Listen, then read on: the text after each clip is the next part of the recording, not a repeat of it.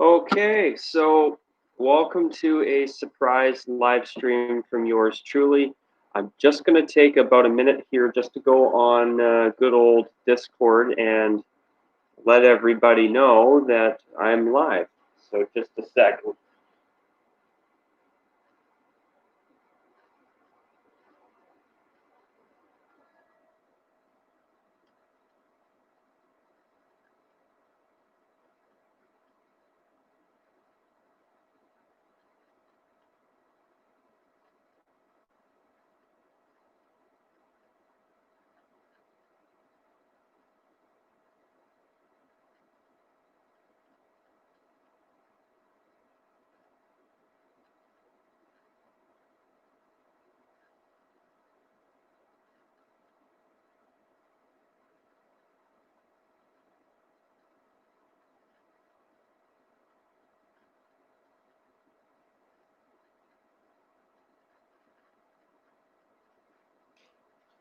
Okay, so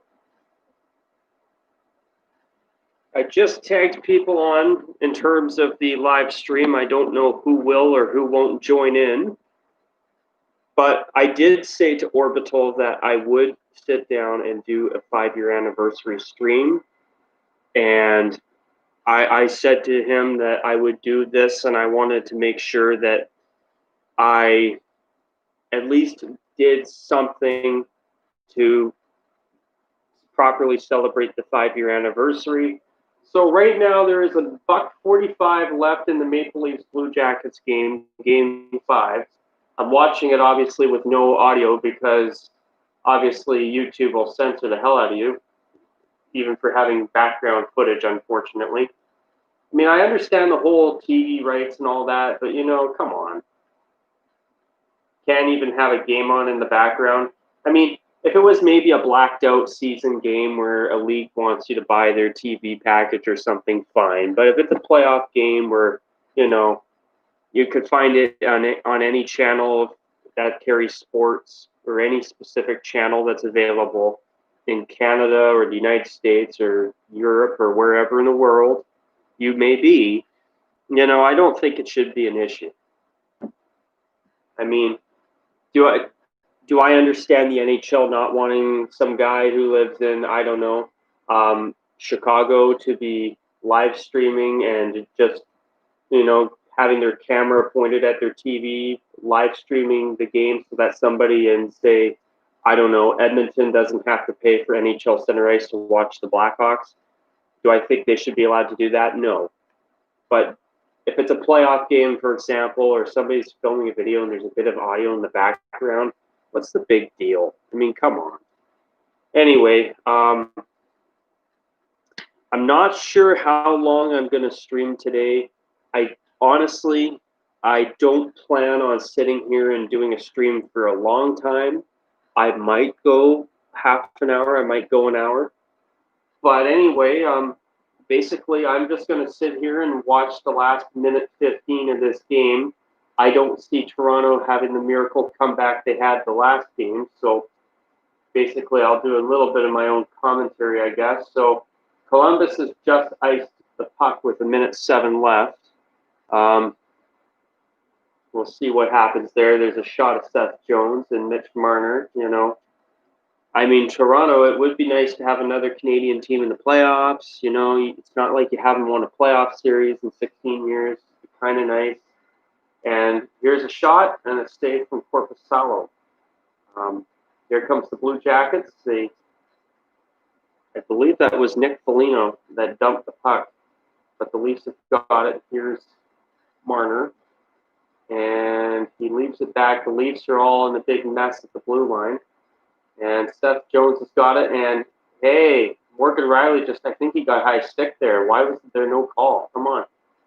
So Toronto's desperate. Shot on goal, stopped by Korpisalo. And here's Zach Hyman, tries to throw it in front, nobody's there, and here's a little souvenir for the Blue Jackets, and a breakaway in this series is as good as finished. There's an early Christmas present for Nick Foligno, and the Blue Jackets have just eliminated the Maple Leafs, so if you're a Leafs fan, tomorrow might just not be as bad as you think. You may very well win the Lafreniere sweepstakes. And with the way the Maple Leafs have played tonight, it looks to me like you guys could use his services right about now. And I don't mean that to be in poor taste. I'm just saying, I think that, it would be good if a Canadian team did get Lafreniere. But there is a video that I'm waiting on in terms of that I actually just filmed. It was another weekly roundup video, actually, for anybody who's wondering. That is in the process of being uploaded on the channel right now as I speak. And I think that Minnesota, my prediction is Minnesota wins the first overall pick. I think it's Minnesota's time to get a franchise player. So this is a really unfortunate final score. I was really hoping for another Canadian team to make the playoffs, but congratulations to Columbus. I mean, clearly you were the better team, and good luck in the playoffs. So who does Montreal play in the East? Yes, Philadelphia. I don't think Montreal has a hope in hell against Philadelphia. I think Dallas will defeat Calgary. And I don't think Vancouver has a hope in hell against St. Louis. I also think that Chicago doesn't have a chance against the Golden Knights either. So hopefully I'm wrong on some of those. I'd love to see the Golden Knights get defeated. I'm sick of Vegas always being in the playoffs every year. I'm not going to lie. Also, another team that I would like to see get knocked out in the next round would be Arizona. But I would be happy if Colorado got knocked out too. So whoever loses that series, I'll be happy to see them go.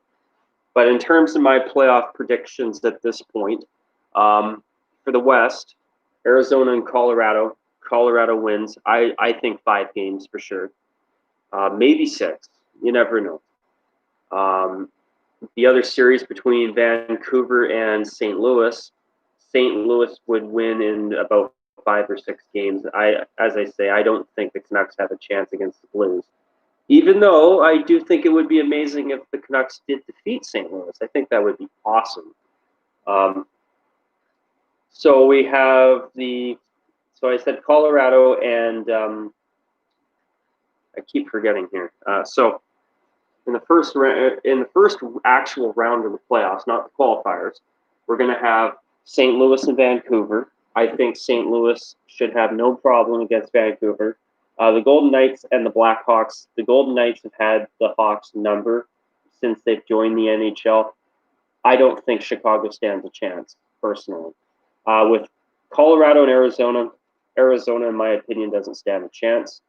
With Calgary and Dallas, I actually think it could go either way, but I do think Dallas will win. Obviously, I really do hope I'm wrong on that front. I really would love to see Calgary win. But then looking at the East, Montreal, Philadelphia, I think Montreal would be lucky to force a 6th or 7th game against Philly. Philadelphia seems to be really good, I hear. And Montreal, I'm really surprised that they beat Pittsburgh, but I don't think they're getting past Philly. I mean, I hope I'm wrong. I'd love to see Philadelphia defeated by Montreal, but I just don't see it happening.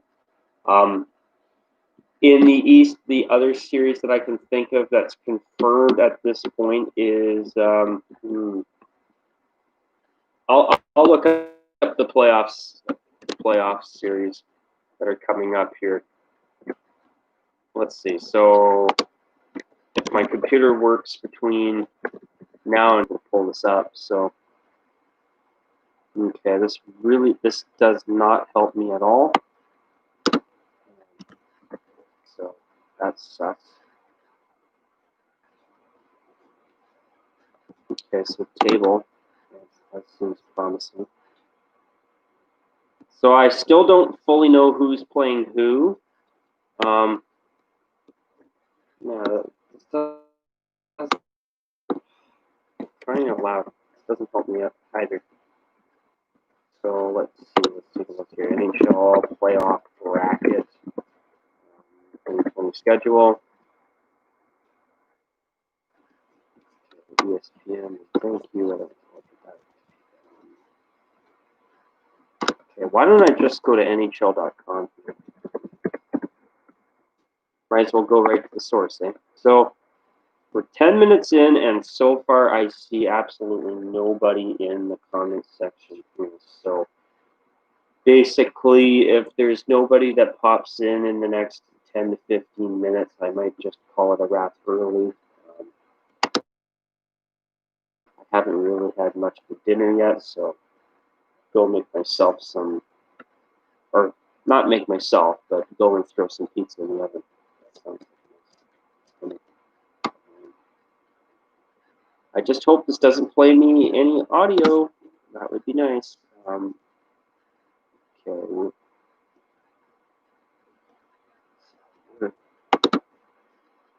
If there's a commercial that plays up here while I'm looking this up, I'm going to be absolutely livid. Not at you guys, don't worry, but stupid. Oh, great. My connection is unstable. No. Of course my network is unstable. Of course it is. Okay, of course my internet connection is unstable. I think it might have just zoned out for a second there. I'm not, which doesn't surprise me, of course. And you know, it's of course when you do a stream that's oh, hey, look at this. Oh, guys, I'm so happy. Thank you, Sportsnet, for showing these games and series for me because I need the help. And by doing this from my TV and looking at it, I don't have to force the stream to have a bad internet connection. So, okay, so the next round, the first round of the playoffs, the actual playoffs, not the qualifiers, starts on Tuesday. That's awesome. So, game one between the Blue Jackets and the Lightning. So Columbus will play Tampa Bay again. Would that not be hilarious if they defeated the Tampa Bay Lightning again? I actually would love to see that happen. I think it'd be funny if Tampa Bay continues to lose looking like the Maple Leafs. I'm not going to lie. They are a team I think needs new uniforms really bad. And actually, Columbus is a team that I think is due for something new as well. So Columbus, Tampa Bay, I hope for Columbus upset, but I do think Tampa Bay will finally get their number. Calgary, Dallas could go either way.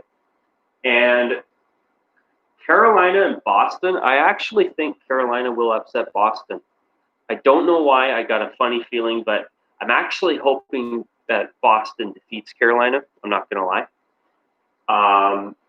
But yeah, call me crazy. I know a lot of people don't like Boston, but Carolina, I think Carolina upsets Boston. I do. But with Boston, I made a prediction that they're going to win the Stanley Cup, which call me crazy, but I have a funny feeling Boston, if they beat Carolina, goes all the way, wins the Cup. I could be wrong, but you never know. Maybe I am right. Maybe I'll be regretting this in 2 months and saying, why didn't I put money on Boston to win the Stanley Cup? But we'll see. And then for Chicago and Vegas, I think Carolina upsets Boston. As for Vegas, in my opinion, Chicago does not stand a chance. I mean, it would be great if I was proven wrong. One team I really don't want to see in the playoffs every year anymore is the Vegas Golden Knights. I'd love to see them actually have to be a team that actually goes through some rebuilding and actually misses the playoffs at least once in their history. So in the next series between Washington and the Islanders, I think Washington can defeat the Islanders. I would be surprised if New York defeated Washington. For Arizona and Colorado wins that. It's already over before it started. I don't think the Coyotes have a hope in hell against Colorado. Same with the Montreal Canadiens against Philadelphia. I don't think they stand a chance. And same with the Canucks against St. Louis. There's no way the Canucks beat St. Louis. They're just not at that level. But remember, I could be sitting here in a couple of weeks from now going, wow, I was so wrong on most of my, if not all of my picks. But we'll see. I should be able to get at least one of 8 rounds correct, but we'll see. There's quite a few of the predictions that I would love to be wrong on. I'd love to see Vegas get eliminated. I'd love to see St. Louis get eliminated. I would love to see Tampa Bay get eliminated. I would also love to see. So in terms of series, I'd love to see Dallas get eliminated. I'd love to see Carolina get eliminated. I'd love to see Vegas get eliminated. And I think it'd be hilarious if Tampa Bay got eliminated again. So Tampa, Dallas, Carolina, and Las Vegas, I want them all gone. I want them going home. And in the other series, I want to see St. Louis. I want to see Philadelphia. And as for Washington and New York and the Islanders, I could care less. I don't. Whichever team goes home goes home. I don't have a favorite in that one. And for Arizona and Colorado, I will say this though. I do think it'd be really funny if Colorado got knocked out. That would be pretty funny. And you know what? It would be quite interesting to see Arizona have a bit of a playoff run. I must say that would be a big surprise and a big shock. But I'm going to go here and I'm going to look at this whole Discord situation. So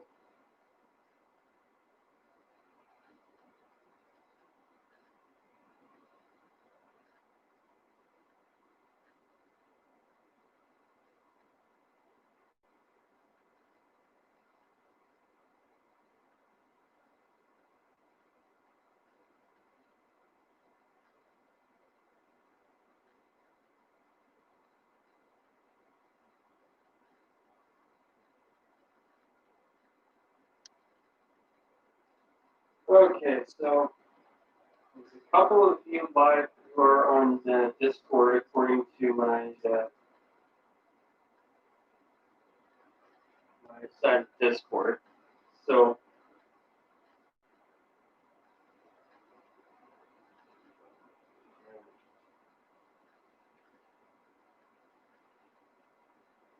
okay, so I got a video that's just preparing, or I don't.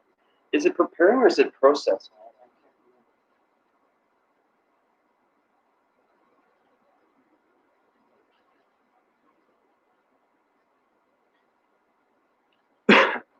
All right, perfect.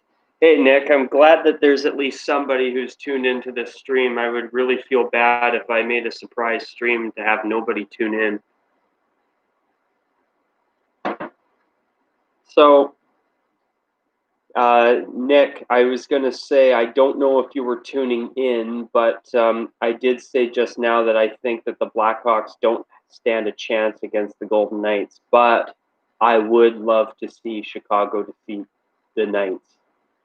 I'm sick of the Golden Knights making the playoffs every year. They've never been out of the playoffs before.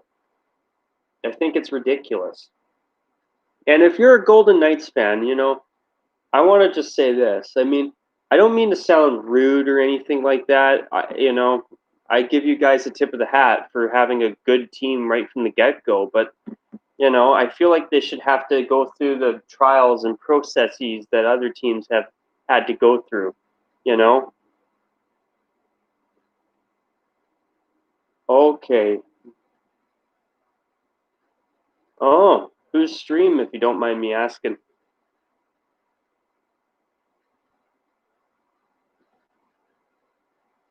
Yeah, some of these streams, you know, you get so many people on them, and then you get these bad apples who just want to be trolls and just stir feces up. Oh, Audie James, okay. Well, I bet he appreciated your help because you know what? Sometimes people can be real pricks on the internet. I mean, I'm sure you've seen comments on your channel that you go, man, this guy is just a jerk. I recently had somebody call me a whiny little female dog because of my video being over half an hour long regarding the Los Angeles Rams new uniforms. You know, in my opinion, there's no need for that, personally. I wouldn't treat people that way, and you know what? I believe you should follow, for the most part, treating other people the way you want to be treated. And congrats on 550 subs, by the way. I do think that if the Blackhawks can defeat the Golden Knights, you may have 600 to 750 subs. So hopefully you get to 1,000 soon. I think you can. You have Hawks in 7? No way. I think they'd be lucky to force a game 7. I think the Golden Knights have no problem against the Hawks. I think they had the season advantage too before COVID-19 shut down the 2019-20 regular season. I hope I'm wrong. I really do, Nick, but I just don't see them beating Vegas. But they did defeat Edmonton, and they did. I saw moments where Kane and Taves and really looked quite good. They looked like more like their old Stanley Cup winning selves. Dominic Kubalik, he's been. I can't believe how good he was. I was so impressed with how he played in that series against Edmonton. He was really good. Really good. The Hawks' youth and speed can upset the Golden Knights. I think they can too, but do I think they will? Sadly, I don't. But I do think you're right. I do think they could sneak up on them while maybe they get too comfortable, or it's kind of a tortoise and hare type scenario. That's what I'm hoping for. I want to see the Golden Knights miss the playoffs for a change. I think that would be really good. I'm not saying that to be a jerk to you Knights fans. I'm just saying, it's a little bit unfair in my opinion that they haven't even missed the playoffs once since they've joined the NHL. They just come in and take a playoff spot from everybody. Hey, the We Just Seat 96, how you doing? Glad to see someone else join in. So, yeah, man. But yeah, I mean, Crawford was doing good in goal too, Nick. I gotta say, I noticed he was looking sharp, and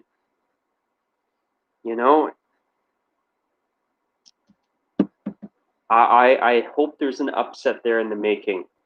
But one team that I would love to see, another team that I would love to see get upset is Philadelphia. I would love to see Montreal get past the first round. And another team as well, St. Louis. Do I think that Vancouver stands a chance against St. Louis? No, they don't have that playoff experience that the Blues have. But I do think that the Canucks, if they play their cards right, could give them a bit of a run for their money. I think that series probably goes 6 or 7 games with St. Louis prevailing.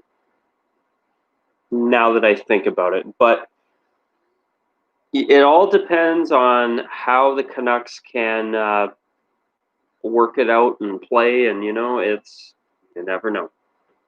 It ain't over till it's over, and instead of being only 5 games, actually 7 games. It's the playoffs. So that'll be good. And yeah, Crawford did start looking good in the latter part of Game 3. I quite agree, Nick. He was really doing quite well. So, excuse me. See, my throat's a little bit dry because I did the video before. And hopefully that can upload on my from my telephone before this live stream's over. So have you seen any of my reviews from the Hawks Oilers series? I have seen a couple. You've been really, when you tune in, you start with the goal horn, and you've been in a really good mood so far. And I've noticed you were quite happy with how the Blackhawks did play for the most part in that series, but now that they are playing the Golden Knights, a team that is a much better playoff performing team than the Edmonton Oilers have been in the McDavid era, I do think the Hawks are definitely going to have some trouble. So I'm hoping that I'm wrong, but we'll see how Vegas does. I mean, they might actually be a bit rusty because, with the round robins, I haven't You know, with the round robins in the East and the West, I've noticed that some of the teams have been not playing to their full potential, obviously because they're more worried about what happens in the playoffs. But I could see the teams in the that are moving on from the round robin possibly being a bit rusty to start. Yeah, you were pissed in that one when Edmonton won that game. I think that was the game that McDavid had a hat trick, actually. Yeah, that was not a good game for the Hawks at all, in my opinion. I'm going to take a quick second here, a quick little 30-second break just to check how my video is coming up and how it's uploading here on my channel. I'll be back in about 30 seconds, literally.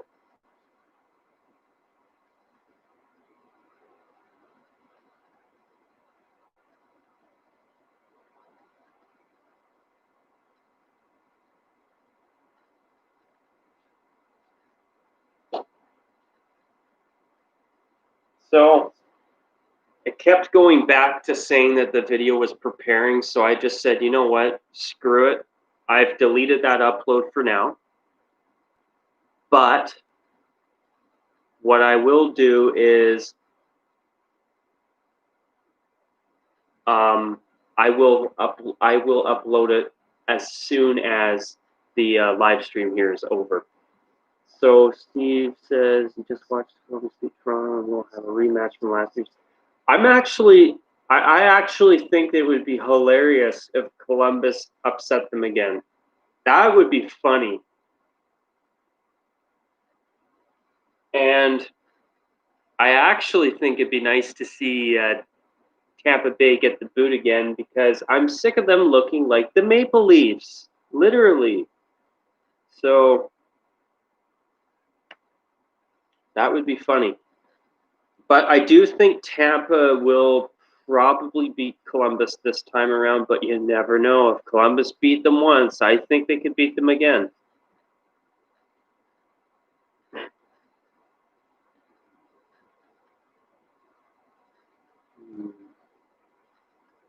So I want to quickly take some time here to discuss the purpose of this stream today. So to my one longtime viewer, Orbital, thank you for the idea of a 5-year anniversary stream. I wanted to make sure that by doing this stream tonight that I did deliver. I did provide a 5-year stream. I really appreciated the idea, and I wanted to make sure that I pulled it off. Hopefully you do join in on the Discord or see the Discord announcement I tagged you to, and hopefully you can join in if you've got time tonight. But if not, I want to thank you here officially for the record. Great idea. I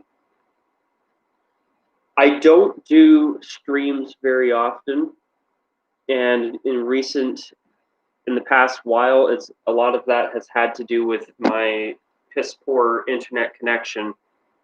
But I've noticed since my last stream, the internet has been a lot better, and there are less devices hooked to the Wi-Fi now. So that is something that has been a big plus for the channel in terms of streaming. So I don't want to get everybody optimistic, but maybe sometime in the future, maybe there will be a point where I do streams more frequently.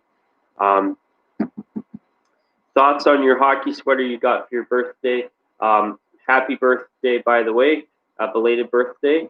I thought that was a nice sweater, but you know, one thing about that sweater you got, Nick, is that that's the style that I wanted the Blackhawks to wear for the 2019 Winter Classic. I mean, the faux back they did instead was really good. I do think it's great that the Blackhawks have been continuing to wear it beyond the Winter Classic. But my problem is that I really wanted the Hawks to do an accurate throwback. And I love seeing all those stripes on the shoulders. And it's too bad we didn't actually get that from Adidas and the Hawks for the Winter Classic they were in against Boston. But as I say that, once again, I do think that their Winter Classic sweater is really good. and I am certainly glad that they have brought it back since the 2018-19 season.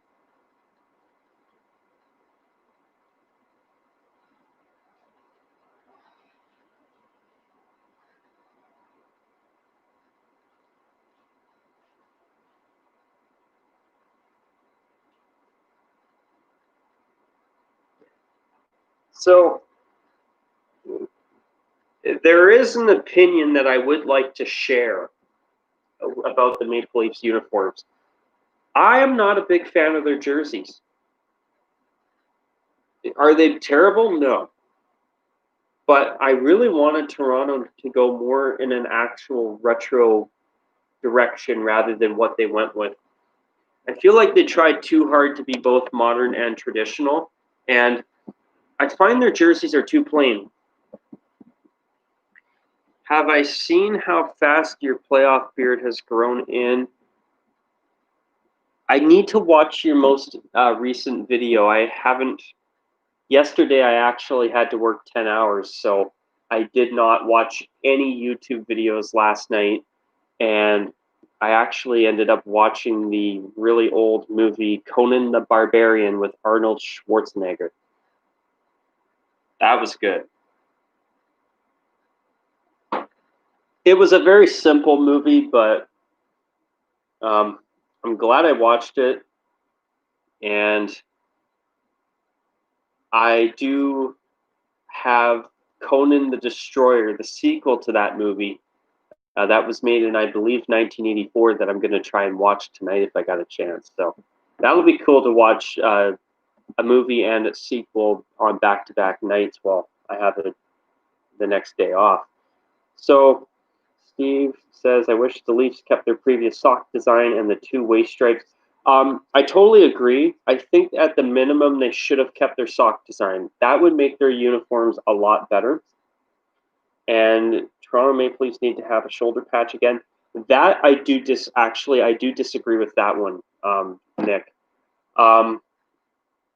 The two jerseys that I would love to see Toronto go back to is the blue jersey that they wore as a special throwback for the 1991-92 season and the white 60s throwback that the Maple Leafs had as their longtime alternate jersey throughout the 2000s. Those, in my opinion, are the best home-away Maple Leafs jersey set in franchise history. And truth is, something that people don't talk about much, and this is probably the only place on this in terms of hockey channels or anything to do with hockey where you will hear this, but my favorite version of a Maple Leafs logo is the version that they used on their 91-92 throwback. What I would do with that is I would straighten out the Toronto Maple Leafs word mark. I would take the logo and I would kind of slightly stretch it out a bit just so that the word mark is centered, like their new logo has done well. And that would be the Leafs logo for me. That would be perfect. Now, do I think Toronto's logo that they've gone to, their new modernized throwback logo, is good? I think it's really good. But there's just something about that logo from that particular jersey in the 91-92 season. It's got that aged look. It just has this real perfect timeless feel to it, in my opinion. And I'm sure this is the first time you've probably ever heard anybody actually say that. But there's just something classic about that variation of their logo from, I believe, the 40s was the throwback that it was too. Maybe the 50s or early 60s, I can't remember, but I would do that style again. I definitely feel that the Maple Leafs white 60s throwback they had as their longtime third jersey is the best white jersey and uniform the Leafs have ever had. And I feel that Toronto tried too hard to be between modern and traditional with their redesign. Now, I don't think their new jerseys suck, but I do think the whole entire uniform, top to bottom, is a bit too plain. And their home jersey is significantly better than their away jersey, in my opinion. Someone is selling a Nylander Centennial Classic jersey. Oh, nice. You don't see them pop up every day, actually. That's a jersey that should be Toronto's third jersey. It is far, in my opinion, it is such a joke that the Leafs have never worn that beautiful uniform beyond the Centennial Classic game 3.5 years ago against the Detroit Red Wings at BMO Field in Toronto. I actually have that jersey, and I have one with Van Riemsdyk on it. And I got a pretty good deal on it because Van Riemsdyk is not a Leaf anymore.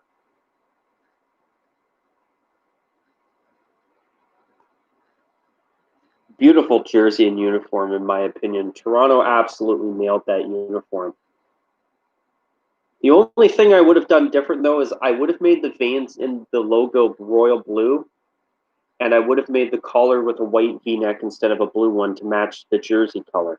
I didn't like that decision either, and obviously when it comes to jerseys, little details like that, in my opinion, make all the difference. So I see there's now a fourth person on the live chat. Good to see. But what was I going to say with Toronto? So I will say one thing, though. I would really like to see Adidas fix the Leafs collars and just fix their collar style. I look at collars like Toronto's, even the Blue Jackets collar just did not look good tonight. But another thing, I noticed that with the Blue Jackets design where they have this striping on the arms go all the way from the sleeves up to the shoulders, the striping actually gets enlarged because it has to fit the Adizero template. So that's something I don't like, where the jerseys have to conform to the template rather than the template being based on the design. You get what I'm saying? So, yeah. Small rant, but I wanted to share it. So Nick here says, I am so happy to be able to watch Blackhawks playoff hockey. Under the circumstances, I don't disagree. It's nice that they've made it, and I see now 5 people are on the chat or on the stream, which is good. So, yeah, it's nice to see the Blackhawks make the playoffs, but I just hope that at this point we will start to see teams or start to see that COVID-19 does not affect the playoffs. I really am hoping and praying that all these leagues that have come back can pull this off successfully. But right now, baseball, we'll see. Maybe, hopefully, they prove me wrong. But I'm a bit of a doubter that I'm concerned that they may not be able to finish the season like I'm hoping they will.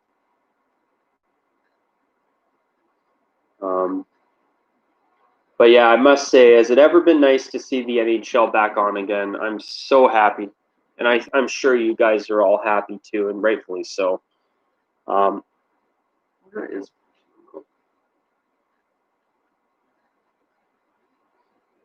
No sense in me wasting electricity keeping my television on.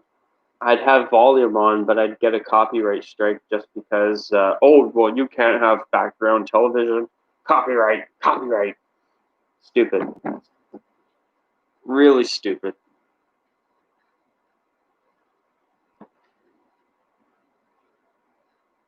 So,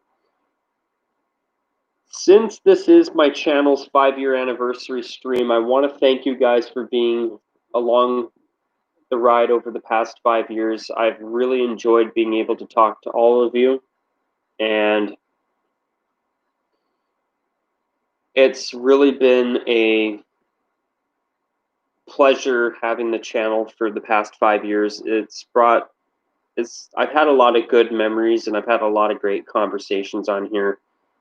And I want to take a moment to appreciate all of you.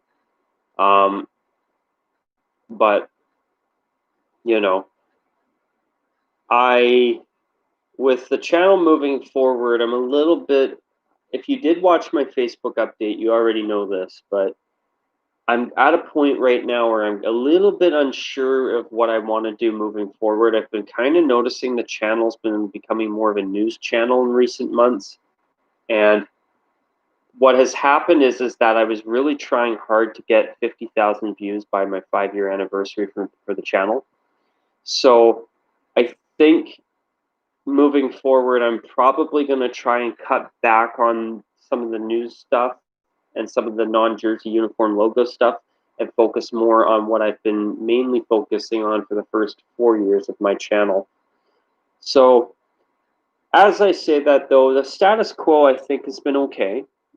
I haven't had any issue with it, but the way I do feel is that I do feel, looking back at the past year, I've been kind of going off my track of, or my road and path as a channel, where I feel like it's been becoming more of another sports news channel of some sort. So as I said in my Facebook update video, I am hoping that to take some time here, do a little bit of soul searching and figure out what I want to do moving forward.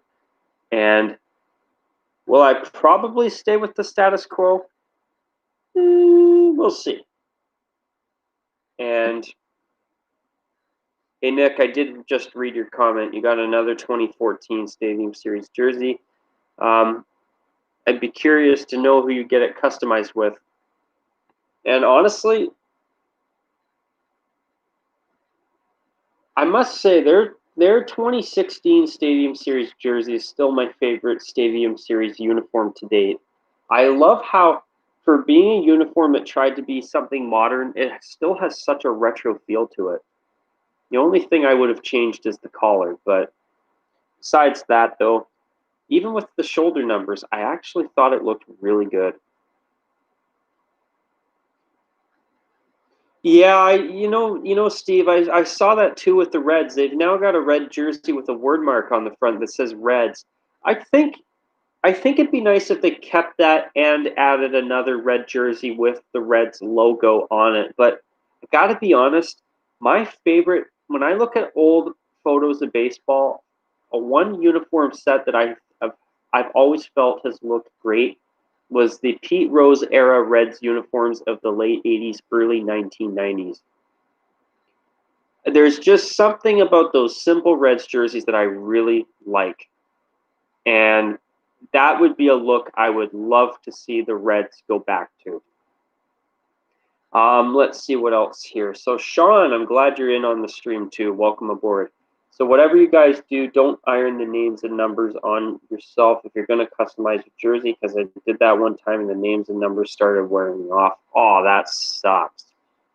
Yikes. I feel for you, man. You know, thankfully, I have only ever bought jerseys that are already customized by the manufacturer, like say Reebok or etc. or Adidas. So yeah, that's something that sucks. I would hate to have that happen myself. But in terms of getting jerseys customized, I notice it's rather expensive. Obviously it depends on what you're doing and who you're going to. So yeah, you use your stitching company to get it customized. You probably get a better deal on it, I'm sure. But back to the whole channel talk, I do feel that over the past year I've been a little bit too focused on my goal of 50,000 views rather than sticking with what my channel has been about the first 4 years. So there are some news-related videos that I am still intending to sit down and film in the not-too-distant future, but I think by the time the calendar rolls into September, I may start to go back more in a throwback direction to what I was before. Because, I mean, do I think it's really that big of a deal that I've been doing more news-related videos? Not really, but at the same time, I've been looking at my video section of my channel where I see all the videos I've uploaded, and I was kind of looking about a week ago, even in the past few days, and I've been saying to myself, there's not really a whole lot of jersey logo uniform talk here as much as there was before. There's a lot of weekly roundups. There's a lot of news videos. So I don't know. Do I think that things are fine the way they are? Honestly, I do feel they are fine, but what my concern is sometimes I wonder if maybe I've been going a little too maybe starting to stray a little bit too far from my channel's long-established identity, which is jerseys, logos, and uniform talk. That's also why I've said recently that my most recent unboxing I did a week ago tomorrow is likely the last unboxing video you will see on the channel for quite some time. And Nick, I like your suggestion of only doing one once in a while, but moving forward, I'm planning on probably doing more of them that are exclusive to the Facebook page, just to give it something a little bit extra for anybody who wants to see it. So let's see. Okay, so out of the past 9 videos, let's see. The Buccaneers uniforms, alternate uniforms, the Flames may not be wearing the throwbacks. So there's about 4 out of the past 9 videos that I've done that are, or 5 that have to do with jerseys, logos, and uniforms. So then you look at these other ones, Ottawa confirming uniform and logo change. That's big. The Colts new uniforms. I'm glad I finally did that video. But even then, there was a channel name change announcement, a bi-weekly roundup, a final stream as the Rockzilla 94. Obviously, I'm glad I did that stream. So another unboxing video, likely wearing red throwbacks, thoughts on the NHL hub cities. So a lot of these videos have not really been as much about uniforms and logos and jerseys. So don't be surprised if I kind of start to go more back to what my channel was before. I think that's probably my plan. But is everything fine and dandy the way it is? So far, I'm okay with it because there's been a lot of extra non-jersey logo uniform stuff I've wanted to talk about, and sports have been shut down for months because of COVID.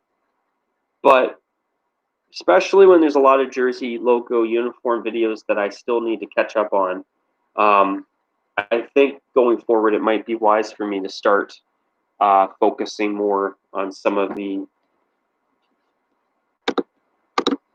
focusing on my bread and butter as a YouTuber.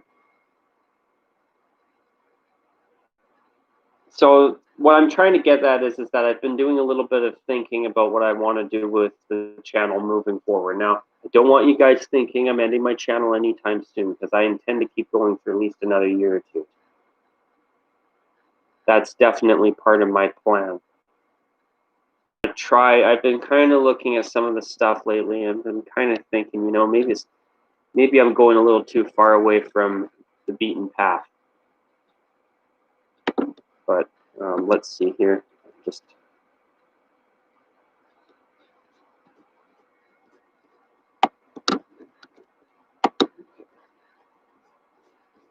check that. Okay. Yeah, Sean, I know that everybody wants COVID-19 to be gone. I can hardly wait for them to find a way to end this pandemic.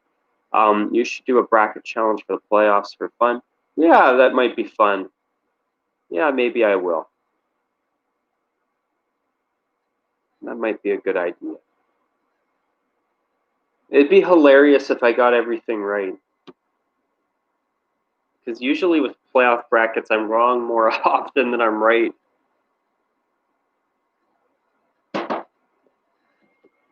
Okay, so what else was I gonna say at this point? Shoot, there's something else. What do you guys think of the new name? The name change for the channel?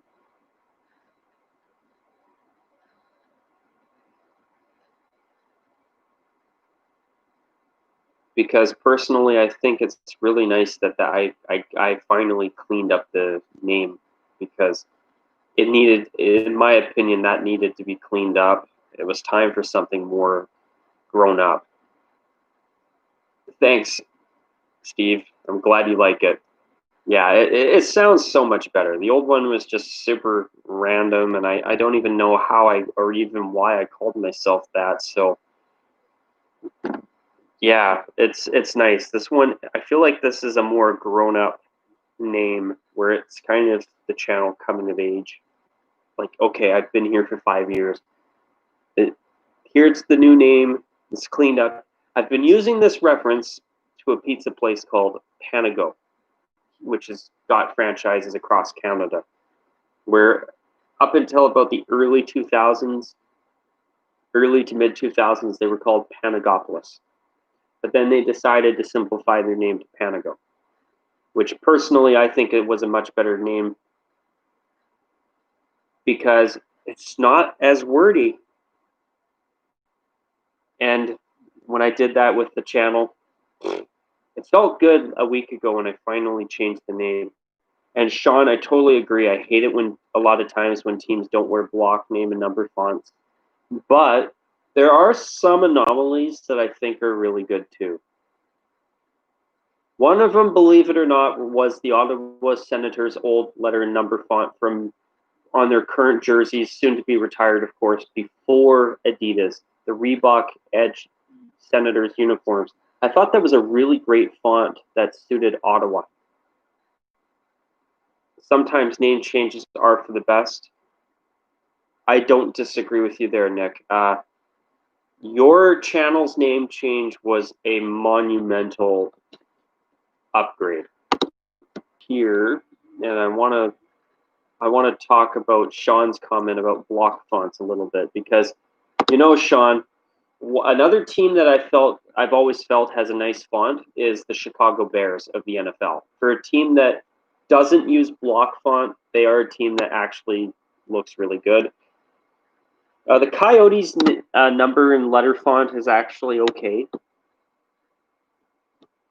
But in terms of non-block fonts that look good, Ottawa's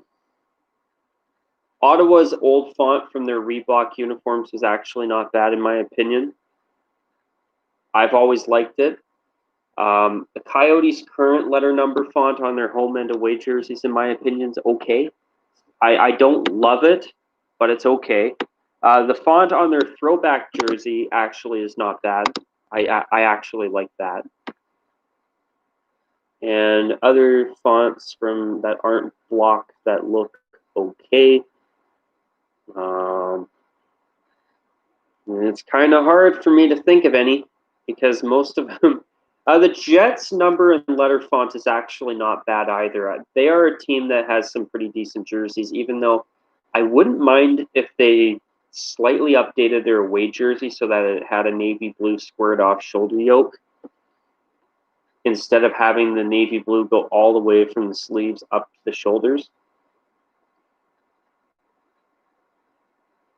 And one team whose fonts I hate, the worst font in the entire NHL is the Vancouver Canucks. And Nashville is a close second too, by the way.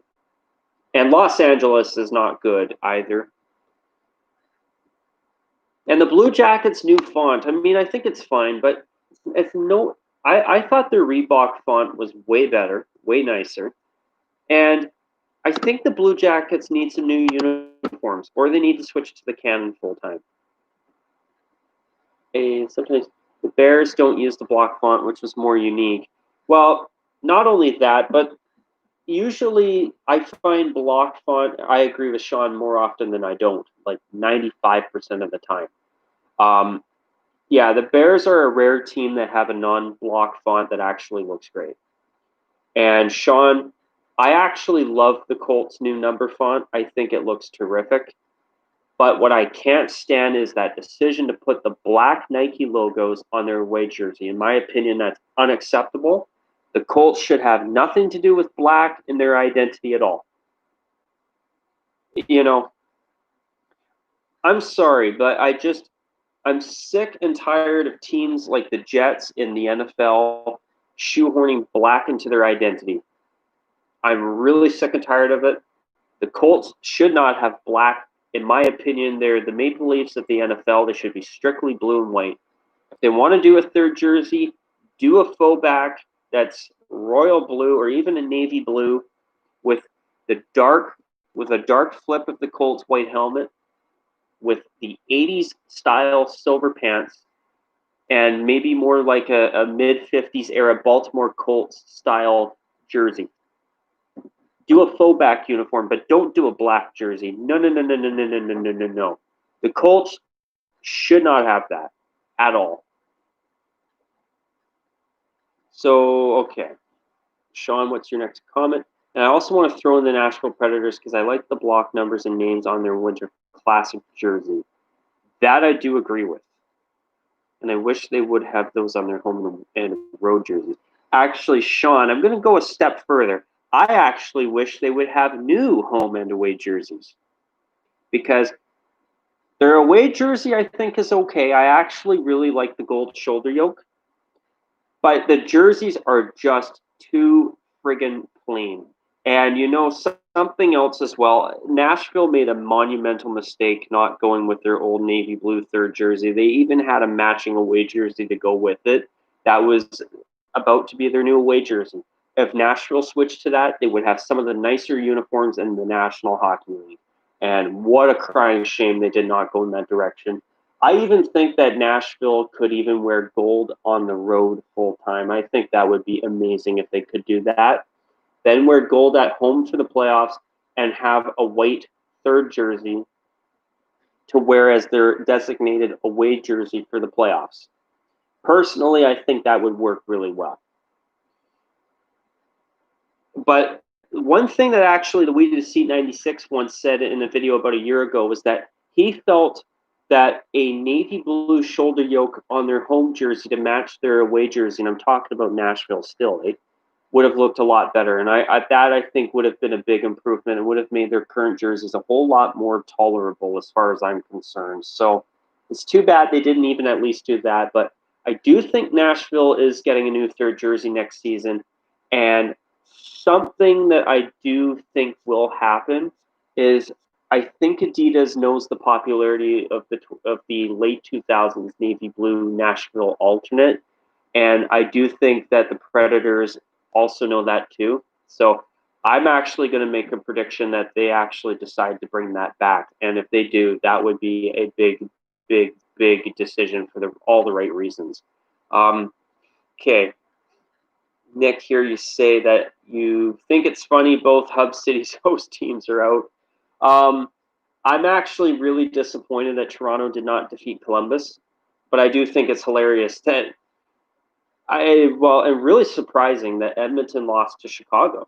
I thought Edmonton was, has been a better team. And, I do think it is funny, though, that they lost because I think it's a little bit of karma for going away from royal blue. I still am so frustrated that the Oilers do not wear their royal blue and orange uniforms they went back to in 2011 anymore. That's unbelievable. And what pisses me off even more is that their new third jersey sucks, apart from their logo. And they're supposedly bringing out a fourth jersey next season that is white with an orange shoulder yoke that's not even a WHA Alberta Oilers throwback, more just a flip of their away jersey in orange instead of navy blue as the shoulder yoke color. And that's a big mistake, and it's just BS. I mean, their away jersey with navy blue actually looks awesome. I think their away jersey still looks beautiful, but I must say, I would rather have royal blue any day. So Steve here says, some cities I would not mind getting an NHL team are Quebec City. 100% agree with you there. I know there's one of you that's not going to like me saying this, but I'd love to see Florida move to Quebec. I think it's time for Quebec City to have a team. And you know what? I think that it's so frustrating to see that a hockey-mad market like Quebec City with an NHL-ready arena doesn't have a team, while some cities like Florida that play in front of a lot of empty crowds more often than not still have a team. I mean, do I hope that the Panthers can make their situation work and have a full sold-out crowd every game one day? Absolutely. I feel bad for any fan base that loses a team, but, it sucks that Quebec doesn't have a team. They really do deserve to have the Nordiques again. As for Houston, I think that would be a great spot for the Coyotes if they can't make it work in Arizona. But I do think they will eventually get an arena built in downtown Phoenix, which I think will help their attendance woes quite a bit because Glendale is a real distant suburb from downtown Arizona. downtown Phoenix. Arizona's the state. That's not a city. See, I'm correcting myself there. But yeah, no, I think that if the city of Phoenix builds an arena, a brand new one for the Coyotes, or if they could find something closer to the downtown core in Phoenix, I think that would be really good for the Coyotes. But honestly, I think that the Coyotes, if Houston's arena is ready to go, which I think they do have an NHL ready arena to go with, I think their arena that the Houston Rockets play in is the Toyota Center, if I'm not mistaken, in Houston. I do think a team in Houston would do better than Arizona, personally. And they would have an instant rivalry with the Dallas Stars. Plus, they have an arena that I think is ready to go. Hartford, I'd love to see the Whalers come back, but unfortunately, they don't have an NHL arena, and they do not have. I know that the city of Hartford does not have a desire to have an NHL arena, nor are there any investors that want to try and bring NHL back to Hartford. At least nobody legitimate anytime soon. So, I'd love to see the Whalers come back, but sadly, I don't think it's going to happen. And as for Hamilton, this idea of a third team in Ontario, I think would be absolutely fantastic. But the problem is that Hamilton is in Maple Leafs territory, and they're very close to Buffalo. And I know that both the Leafs and the Buffalo Sabres have been fighting tooth and nail to make sure they don't get a team in Hamilton. So unfortunately, although I think Hamilton would do fine, and the Sabres and Maple Leafs would not lose that much of a market share, maybe more in Buffalo, definitely more in Buffalo, but I still think that Buffalo would still do good with attendance. But, I do think that a team in Hamilton would work no problem. But who are you going to relocate to Hamilton? Does Hamilton have an arena? No, they don't. And with them being right in Maple Leaf territory and being near Buffalo, having two NHL teams objecting to it, yeah, I'm afraid that's sadly never going to probably happen, even though I hope to be wrong. But I'd love to see a team in Hamilton, but I think now that the NHL is at 32 teams, that is a pretty damn good number. And sadly, I think the only way some of these other cities get teams moving forward is by expanding to 36 teams, which unfortunately I don't see the NHL doing that anytime soon, and I could kind of understand why. Seattle is the 32nd franchise for the NHL, and they haven't even started playing yet. So, we'll see. Maybe in like 20 years from now, maybe they decide to expand to 36, but I don't know how much more you can really keep expanding your league. I mean, if you have too many teams, then you can't have everybody in your building every year. So I think 32 is a very, very good number. It's a perfect number in my opinion. So I think the only way Quebec gets a team moving forward is if an Eastern team has to relocate there, which I'd love to see that happen. And as for the Coyotes, I think all they need is a brand new arena in the Phoenix area, and I think they're not going anywhere. And their talks of relocation will end for once and for all, which personally I do think that Houston would be a great spot for an NHL team instead of Glendale, Arizona. But if they do build an arena in Phoenix, hopefully they can turn their situation around, because I've been thinking for a long time that Arizona is not the best place for hockey, and if they can prove me wrong, well, all the power to them. I wish them the best of luck. Nick, you said the cannon full-time needed for the Blue Jackets, and they should use your concept you made. If they went with your concept, which is a beige flip of their third jersey with the cannon in navy blue, I think that would be a major upgrade for the Blue Jackets, and it'd be nice to see a team with a non-white away uniform. I've been saying this for a long time. Ironically, one of the last teams I'd ever want to see get a non-white away uniform did so recently, thanks to the Los Angeles Rams absolutely defecating all over any sense of decency in terms of their uniforms they had left. All they had to do was go back to the 80s uniforms, and they had to screw it up, of course. So that is definitely a shame. But I'd like to see Columbus maybe even do something new, like perhaps powdered blue and silver. Something different. Something maybe with a Civil War soldier on the front. That would be cool. So, well, late night hockey for the Blackhawks on game one.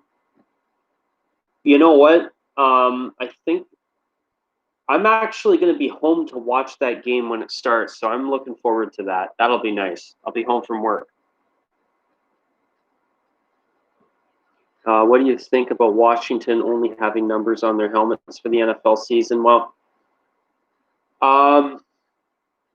it is what it is. I can understand what's going on with the whole Washington Redskins name change situation, but it's I'm not sure what I think altogether right now for the Washington NFL team because I do think that it would have been nice if they could have started right away with a new name, but you know what? It is what it is. The helmet on the numbers on the helmet. For being a temporary name change until something new comes in, it's fine with me. But I will say this though: I will miss the Redskins classic uniforms. I mean, I agree with everybody who feels that it's good that the name was changed, but their uniforms were absolutely gorgeous in my opinion, and I will miss those. The Weedus Heat 96. How about Saskatchewan getting a team? Unfortunately, I agree with Sean. Saskatoon is too small, but I'd love to see them get a team personally. Kansas City. I agree with Don Cherry when he once said that Kansas City is a graveyard for hockey. The Kansas City Scouts did not work.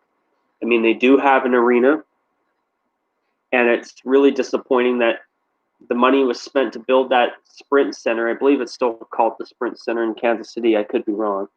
And it's disappointing that that arena hasn't really been utilized for any professional sports.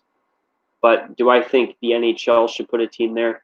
Unfortunately, I don't. I feel that the decision to put expansion franchises in Vegas and Seattle was a much better choice.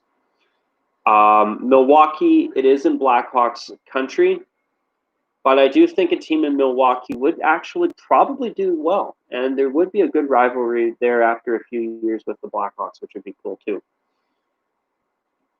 Blackhawks playoff schedule released. Good to note.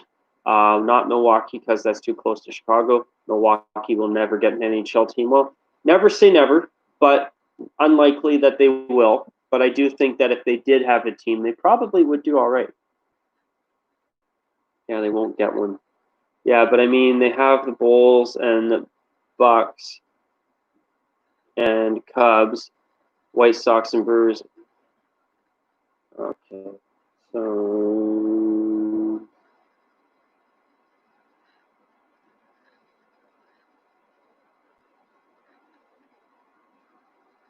yeah, I mean, personally, I think an NHL team in Milwaukee would actually probably do all right. I think it'd be cool to see. But I do agree with Nick that the Blackhawks, Red Wings, and Wild would probably veto that opportunity to put a team in a place like Milwaukee that probably would do well.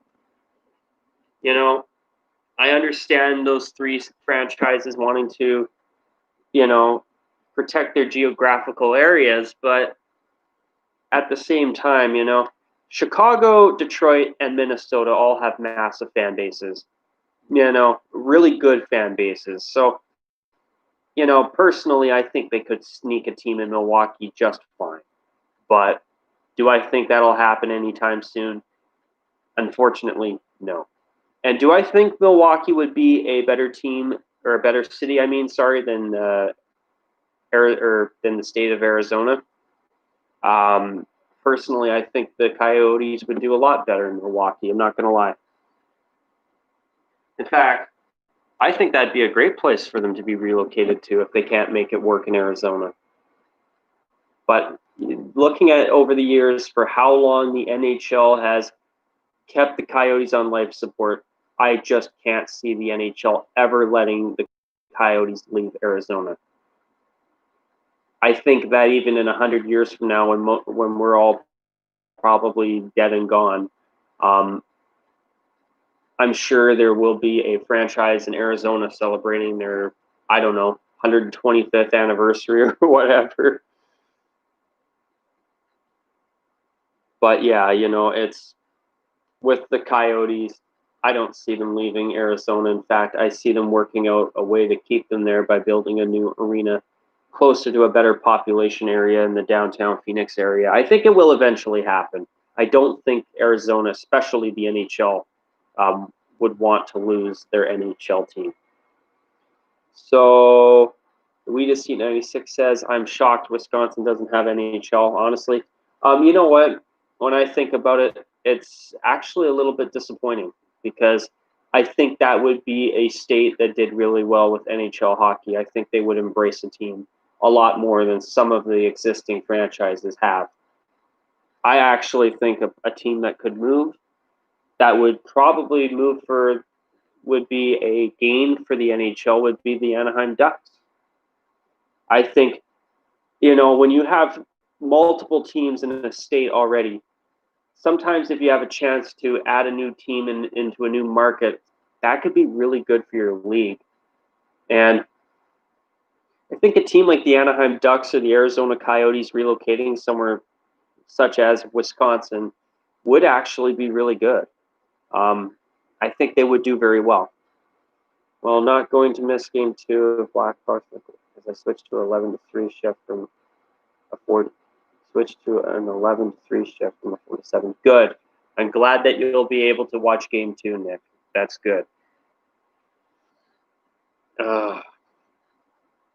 Let's see. So, well, you know what? Most of that series, I should be able to catch the games between the Blackhawks and the Golden Knights. I'm very happy about that.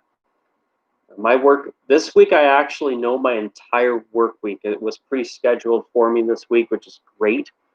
The only long day I have is when I work 9 hours next Saturday.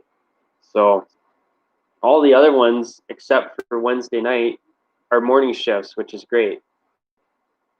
Hopefully the Seattle NHL team that picked a bad name, Kraken, will be in NHL 21. I hope so too, Sean. I mean, they've already unveiled the uniform design, but unfortunately, they don't have a roster.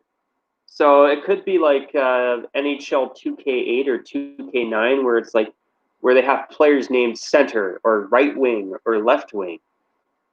And how I know that is that I was playing I used to do this video game hockey tournament with some friends of mine every year, and that was a friend of mine. He had a Wii, and that was an extra game that we were able to use. And my God, it was pathetic.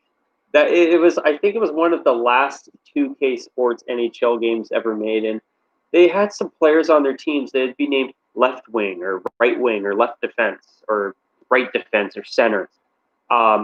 Are you kidding me? Are you not able to get player names and player rosters on your game? If you can't do that, you shouldn't have a game in the first place. What a fail.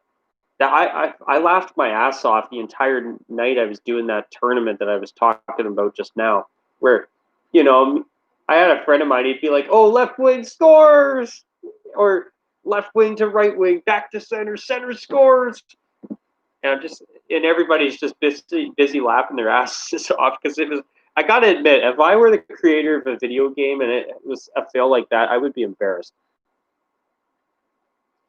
I hope the Blackhawks win. I hope they defeat the Golden Knights. I'm sick of Vegas always making the playoffs. I think that fan base needs to experience what it's like to have some failure from their franchise once in a while. In my opinion, it's not fair. And I wish for the Seattle Kraken to not have the success that the Golden Knights have had, because I think they should have to come into the NHL and experience some growing pains like everybody else has. Sorry, I think the expansion draft process is a bit of a joke. I think it's too unfair. And I don't like how a team like the Vegas Golden Knights were able to broker these big deals where they get a superstar goaltender such as Marc-Andre Fleury, just so that they don't pick another certain player off the Penguins. It's a joke. I did not care for the expansion process that the Golden Knights have had, and I'm sure the expansion process for the Seattle Kraken will be the exact same thing. Same crap, different day, and I'm not a fan of it at all. I don't think it's fair to the other 31. Oh, Actually, that's another thing that's BS too. The Golden Knights don't even have to have anybody kicked off of their franchise. What a joke. You know what? If there's an expansion draft, it should apply to everybody. The Vegas Golden Knights have been in the National Hockey League with an entire roster and a farm team system long enough. They're well established enough. They can go through an expansion draft like everybody else. The NHL 2K11 was the last one. It was a Wii exclusive. Of course, it was a Wii exclusive because it was probably a really crappy game, judging from the one that I was just talking about, where they had players named centerman or left wing or right wing. So, but I will say this: I do feel the EA games have become really mediocre. Just some of the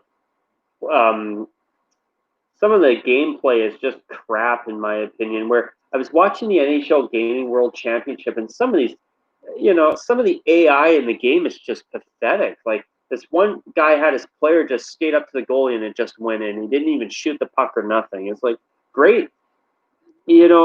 Great way to just rehash a game every year with a little tweak here and there and just make a bunch of money off it because everybody wants the new and latest game to play online with. I mean, it's just stupid. The NHL, the EA Sports NHL games, in my opinion, have gotten stupid. And I'm tired of people calling it Chell. What's up with that? What's up with the stupid little slang nickname for the NHL?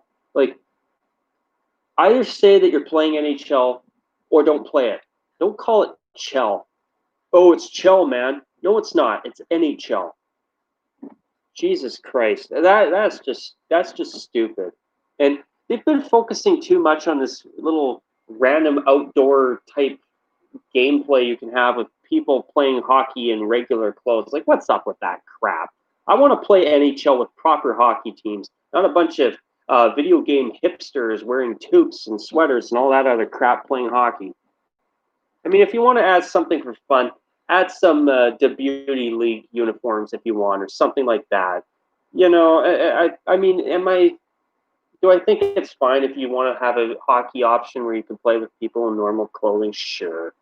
But, I feel like they've been focusing a little too much on crap like that instead of focusing on some of the more important things like the AI in the game and the gameplay itself. And they don't even have a commentator anymore. I mean, James Cebulski is a sports host personality. He used to be on Sportsnet Connected or Sportsnet Central here in Canada before he switched over to Sportsnet 650 radio in Vancouver. He's now a radio host on Sportsnet's Vancouver station, to be honest. If they need a commentator, what about Bob Cole? I don't like the way that Rogers Sportsnet, basically, from what I've heard, I could be wrong, forced him to retire. Like, let Bob Cole commentate. What a nice way to help him go out and retire. Or get an actual NHL commentator. There's 32 different fan bases with 32 different commentators. They can find somebody, I'm sure of it. Or even call up somebody out of retirement like Bob Cole. I think that would be great. So Sean says, I had 2K11 for the Wii and same with 2K9, but I would rather play EA Sports NHL. I agree. The 2K games, in my opinion, just were crap for the most part. I also missed when the Blackhawks and Red Wings were in the same division. I missed that, but I don't agree with people saying the Red Wings should be in the Western Conference. The Red Wings are in Michigan. Michigan is back east. They are an Eastern time zone team. They shouldn't have to deal with all this other time zone BS, in my opinion. They're an Eastern team. They belong in the East. Plain simple. Done, in my opinion. I really am tired of the idea that the Red Wings should be back in the West because I miss the rivalry between the Blackhawks and the Red Wings and the Avalanche in the Western Conference. I do. But, the Red Wings are an Eastern team. They should not have to deal with all this extra travel that nobody else has had to deal with. Now, ironically, they won multiple Stanley Cups in the past 25 years, like 3 or 4, I think 4. And, I tip my hat to them, but they shouldn't have had to deal with all the time zone changes, in my opinion. So it's good that they're in the East finally. They deserve it. Same with Columbus. And also with Winnipeg, too. They were in the Southeast Division for a little while when they first relocated from Atlanta, too. These are teams that I will be okay with winning the draft lottery tomorrow. Panthers, Wild, and Jets. I think the Wild win the first overall pick. I got a feeling. I think it's their time for I think that the Wild will finally win the first overall draft pick. Maybe Rangers, maybe. I think the Rangers definitely need somebody new. I do think if they had Lafreniere, that would help them a lot. There's a game mode called Chell. Yeah. With Chell, everybody, it seems like when I go online, people are always saying, oh, do you want to play Chell? Do you want to play Chell? At least that's what I see in different areas of the internet that I go on. And it's like, whatever happened to calling it NHL? And do a one-hand tuck goal move? Oh, nice. Hey, Caesar, I'm glad you joined on here, too. I'm starting to think good teams like Edmonton Oilers lost on purpose just to get a good draft. Well, if they get Lafreniere, then it will have been worth it. You missed the Thrashers in Phillips Arena. Well, the Thrashers uniforms before Reebok were actually unique. I've never been a fan of any of the Thrashers jerseys.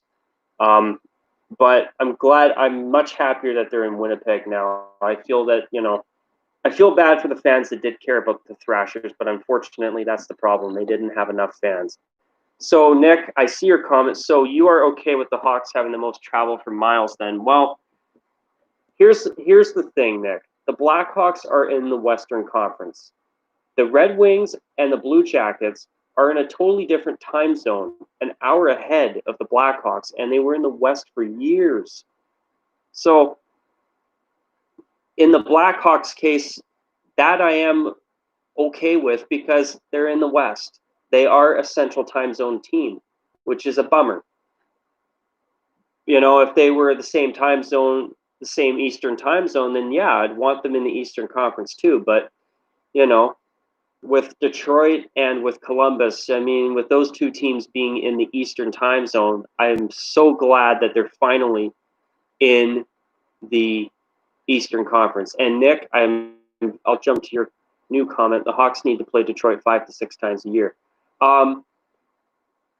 With the Hawks having that situation, having the most travel for miles in terms of mileage per season, I do agree that it would be nice to see the NHL schedule a little bit differently just to make it a little bit more of a balanced playing field, but it would be a little bit hard for them to do, I'm sure, but I would not be against Chicago and Detroit playing an extra game every year to help that out maybe a little bit.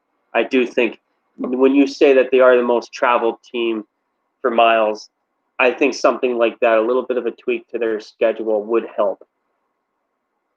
I wouldn't be against it, that's for sure. I kind of miss the Thrashers, but I'm glad Winnipeg got a team back.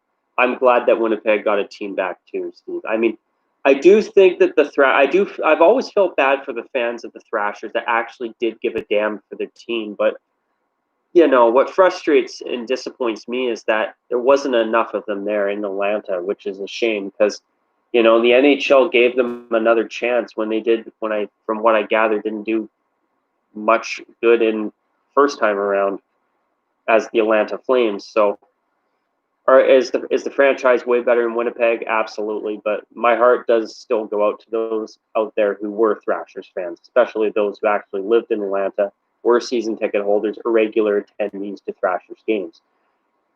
That's for sure. I think Detroit and Columbus should stay in the East. I totally agree. Hawks are a 30-minute flight from Detroit. Yeah, see, that's a thing that stinks about where Chicago is located because here they are, a 30-minute flight from Detroit, yet they're in a different time zone. And because they're in the Central Time Zone, they're stuck in the Central Division. So that's a hard one. Do you shaft one team or do you shaft two? The closest team to Chicago is Detroit. That's true too. I do agree with you, Nick. Though I do think it would be good if the NHL did give the Hawks and Red Wings at least one extra game against each other a year. It would be different from everybody else, but I think that would help level the playing field a little bit. I mean, as you say, they are the most traveled team, and that does suck, and I totally agree. But the problem is, with Detroit and Columbus, they were two Western Conference teams in the Eastern time zone. I mean, at least Chicago's in the same time zone as Nashville, as Minnesota, as Winnipeg, and as Dallas. I mean, with Colorado, they are in the Mountain time zone. And the only American team that's in the Mountain time zone, too. But speaking of the Central Division, when Arizona does relocate to the Central Division once the Kraken begin next fall in 2021, Arizona, I mean, there's going to be times where they're in the same time zone as the Pacific teams. That's going to be kind of messed up. So Sean here says, and I hate that teams like the Canucks, Kings, Sharks, Ducks, etc. are on at like 8 or 9 p.m. my time. Well, Sean, I hate to burst your bubble, my friend, but I love it when those teams start at those times because usually I'm able to actually get home from work and catch the rest of those games. I usually work into the evenings more often than I don't. And Nick says, the original 6 rivalry that Hawks and Wings have shouldn't have ever been split up. I'm torn on that because that's a great rivalry. That really was. And you hate that the Coyotes are coming to the Central. I agree, but what do? Do you have a Pacific Division with 9 teams? That doesn't make sense. It makes more sense to have 8 teams in each division. Unfortunately, Chicago is in a bit of a scenario, in a bit of a position where they kind of get shafted, unfortunately. And I miss the Red Wings and Avalanche rivalry. I do too, Sean. I do too. But at the same time, I am glad that Detroit is finally playing in the Eastern Conference where I feel they should be. The Blackhawks are the only original 6 team in the West. The other 5 are in the East. That's true. Move the Flames to the Central. They are closer to the Central time zone.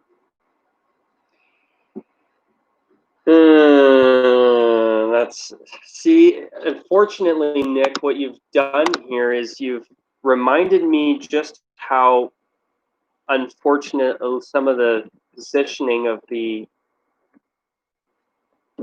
and which is a good thing, and I'm glad you've brought that to my attention, reminded me.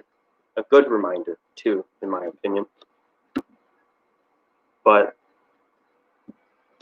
just trying to pull something up here, which maybe it'll work between now and Christmas. I don't know.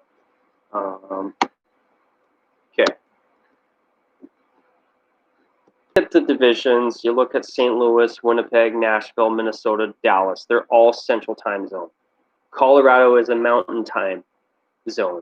And then you have Chicago that's also Central Time Zone, but only a 30-minute plane ride from Detroit, which is in the Atlantic region. Chicago's a lot closer to the Eastern teams such as Detroit, Toronto, Ottawa, Minnesota, or Nashville, especially Nashville, St. Louis, and Colorado. But, Nick, the problem is, how do you realign the divisions then? That's the problem, and I hate bringing that up, but it's true. And with Arizona in the Central Division, that's going to mess things up too, but you can't just put Seattle in the Central Division. You're damned if you do and you're damned if you don't, because Arizona is the only Pacific Division team that isn't completely Pacific time because they don't do daylight savings time in the state of Arizona, as far as I know. So when all the other areas in the NHL's Pacific Division move an hour ahead, Arizona's now an hour behind, so they start their games at 6 Pacific time. So then they're kind of more in the Mountain Time zone like Colorado. So, I mean, if Arizona was relocated to, say, Houston or Milwaukee, they would be in the Central Time zone. And that would actually help Chicago with travel, too, if they were in Milwaukee.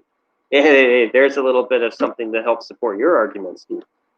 Because I do agree Milwaukee would be a great place for NHL hockey. But yeah. Move the Flames to Central. Unfortunately, Nick, I understand the argument for that, but it just, in my opinion, yeah, that's the thing. You can't. In my opinion, it's not good to separate the Alberta teams. And I did forget to say that Edmonton and Calgary are Mountain Time teams when I talked about the Pacific Division there. I want to make sure I correct that. What was the most insane hockey comeback you have ever seen? Well, that comeback the other night with Toronto over Columbus is one of the most incredible ones I've ever seen. There isn't one in particular, but that's definitely one that'll be etched in my mind for some time to come. Illinois is trying to kill daylight savings time. I can understand why. I know that along the West Coast between British Columbia, Washington State, Oregon, and California, there's been talk about all three of those American states in the province of BC having one unified time zone where it's always 1 hour ahead following daylight savings time, 365 days a year. I actually like the idea of keeping the clock an hour forward and leaving it because you have more daylight in the evening. I think that's the best way to do it. I agree. I don't like doing the daylight savings clock changes every year because when you spring forward, you've got that extra daylight, which is great. But when you fall back, you lose that daylight, and I hate that. I find it super depressing when it's like dark by 4:30. I hate that personally. That sucks. I was at a Blackhawks game against the Flames in 09 where the Blackhawks were down 5-0 and came back and won 6-5 in overtime. That must have been the greatest game you've ever been to, Steve. I think I remember that. That was incredible. Daylight savings is more like daylight savings. Well, I definitely agree that daylight savings clock switching all the time is not best. I do wish that they would just elect to go an hour ahead and just leave it. I think that would be the best way to do it, personally. Illinois Senate passed a bill to end daylight savings time. I'm sure they did. Yeah, screw daylight savings, but I do like the one in November because we get more nighttime. It does help giving you an extra hour of sleep in the fall, but Sean, when it gets into December, it's I find it a little bit frustrating when you have nighttime by the time it's 4:30 at night. That stinks.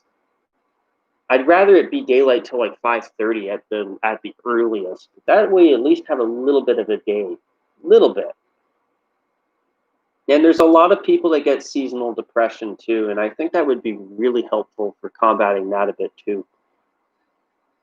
I heard on the news once daylight savings can be bad for your health. It can be. There's a lot more traffic accidents. There's a lot more heart attacks because that clock change throws off your circadian rhythm and it throws off your mental clock. Literally, it does for everybody. So, somebody's got that lost an hour of sleep and maybe they only would normally have about 6 hours of sleep in their, in their 70s where they don't sleep worth a damn.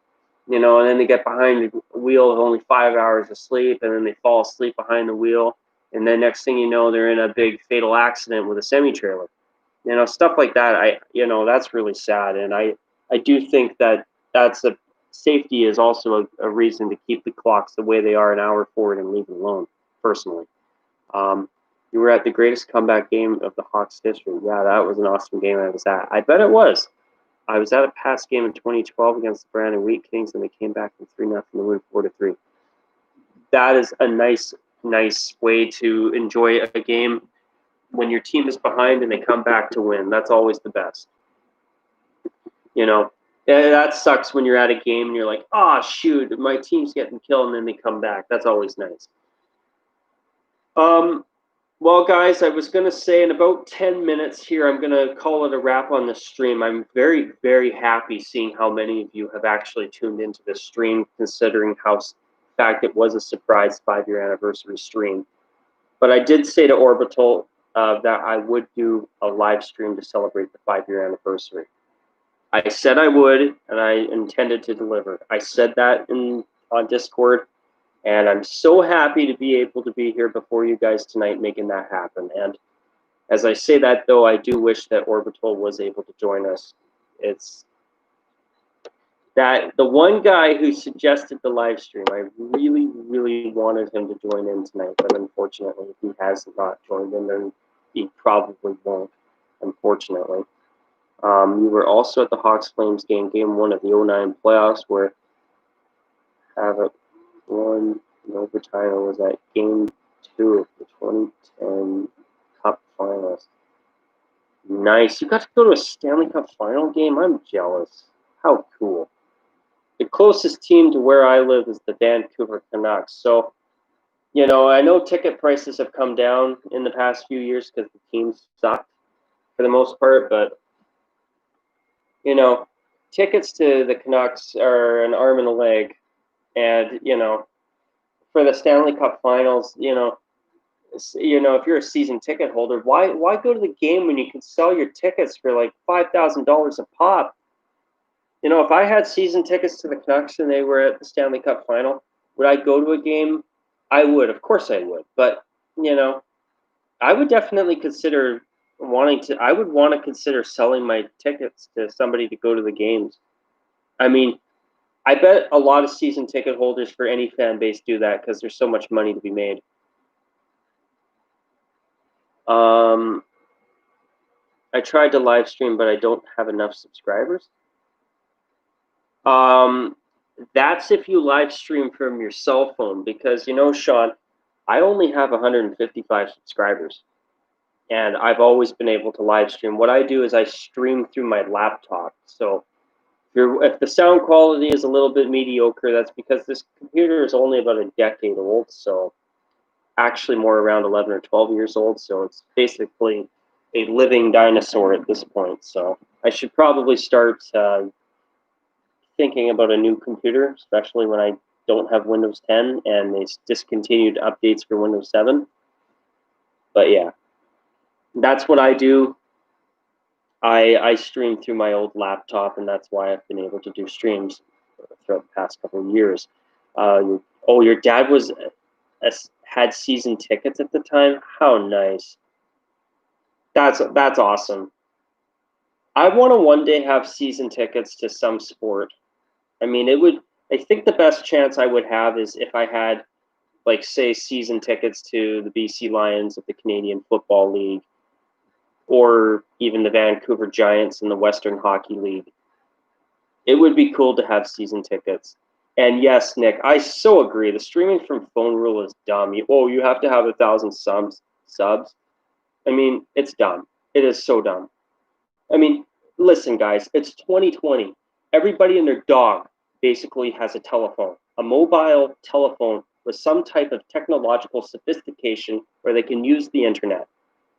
Okay? This isn't 2001 anymore, where people have got their little pagers and got their little cell phones, or they're just starting to learn how to text.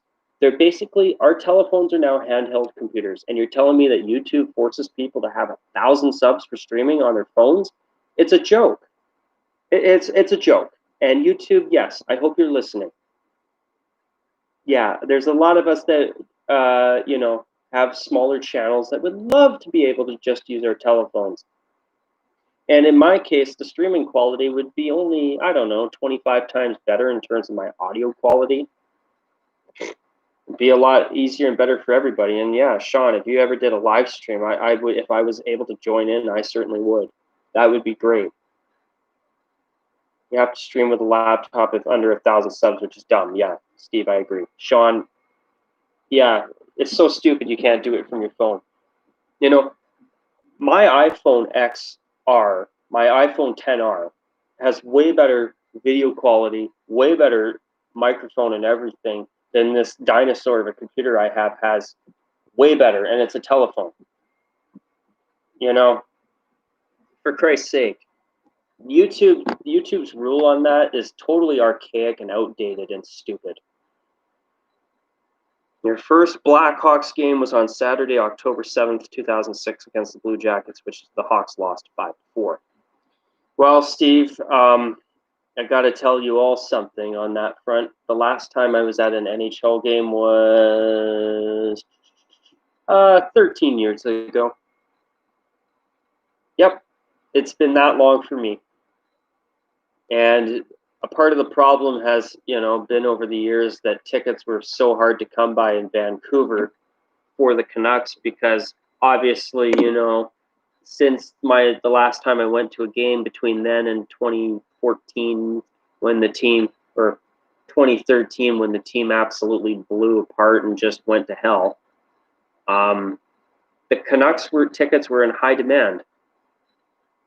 And, the ticket prices were not very attractive for my family to buy tickets for because, they'd have to buy a ticket for everybody in the family. And if each ticket is an arm and a leg and a few other extra fingers, well, multiply that by 5 or 4 and or even 6 or more. And, it's a little too expensive. It's not worth it, in my opinion. I mean, once in a blue moon, sure. But, you go there, it's like $20 for parking.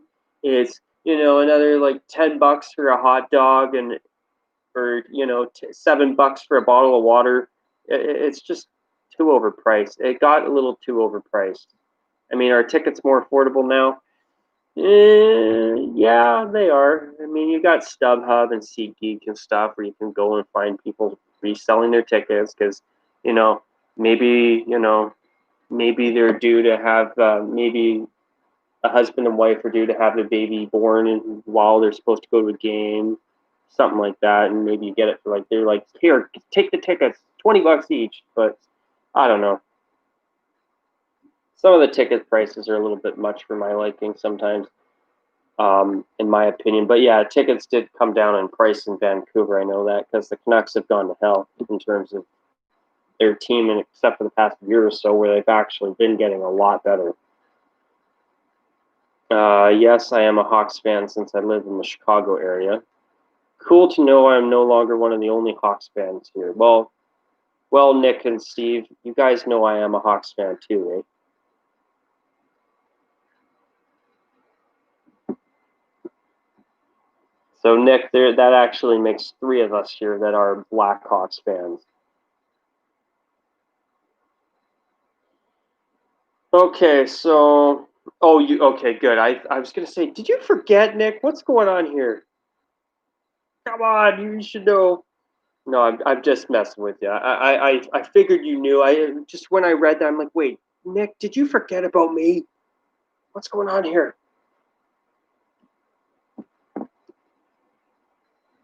Well, guys, I was going to say, was there any last questions or anything? It's an hour and 43 minutes. That's how long the stream has been, and I don't regret. Oh, you were messing. You got me, man.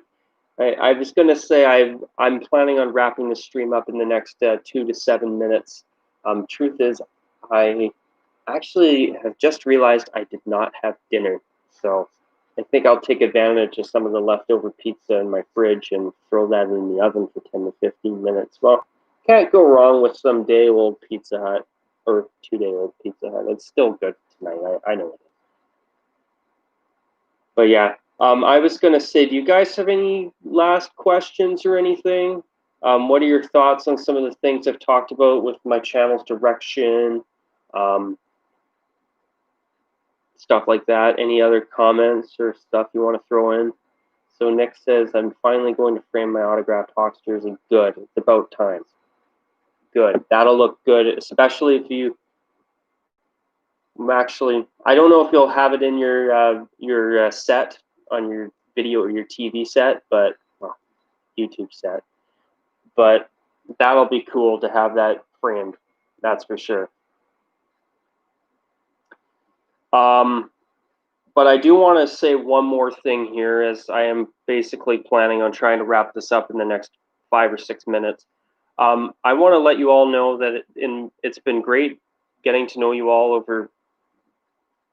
throughout the past 5 years, and I look forward to making more videos here for probably years to come, hopefully. Oh, your grandpa's making you 4 frames for your birthday? How nice. Nice. That'll be cool. Actually, there are a few jerseys that I do have that I actually would not mind getting framed myself. That's something I should think about too. That's a good idea. Thanks for the reminder, Nick. That's something I should look into. Yeah, that's a good idea. That'd be cool. But yeah, guys, after 5 years, thank you all for being there along the way. It's been great getting to know all of you. It really has. And, um,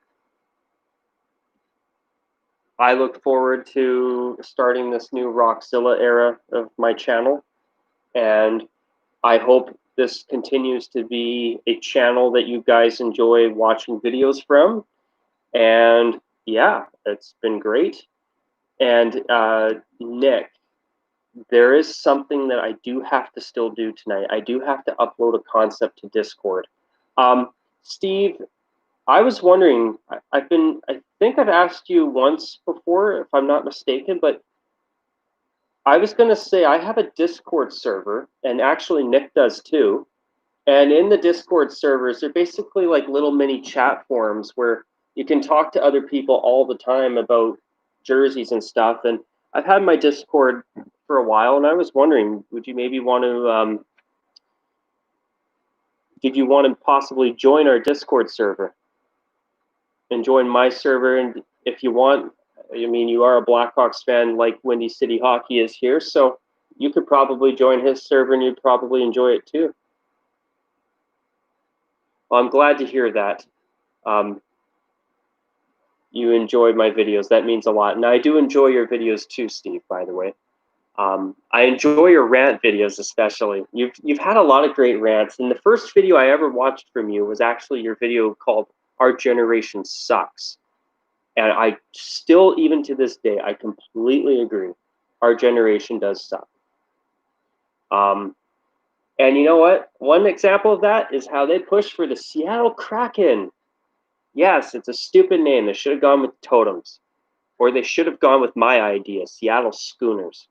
That would have been a hell of a nice name too. It could have had some really nice, simple dark green jerseys with a white chest stripe. Okay, maybe that's too Minnesota. You could have even done powder blue. But yeah. I was going to say, Steve, making a Discord account, I thought it was going to be a bit of a hassle myself, but once you make one, it's pretty easy to use. It's great when you're in the Discord because you can talk to other people. I mean, with my videos, you can talk about jerseys in my server, and every week I always post people's jersey concepts and the concept showcase, and